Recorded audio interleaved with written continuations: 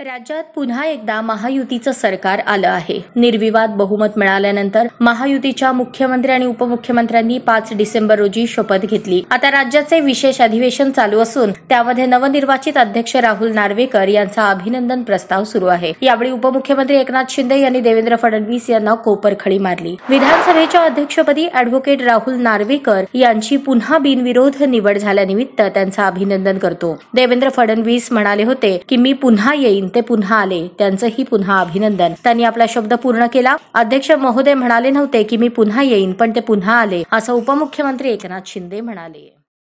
Bharat Ratna doctor Babasaheb Ambedkar यांना वंदन आणि विधानसभेच्या अध्यक्षपदी ॲडव्होकेट राहुल नार्वेकर यांचं पुन्हा बिनविरोध निवड झाल्याबद्दल मी त्यांचं मनपूर्वक अभिनंदन करतो।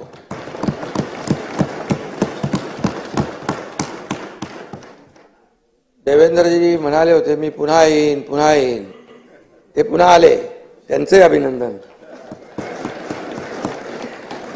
त्यांनी आपला शब्द पूर्ण केला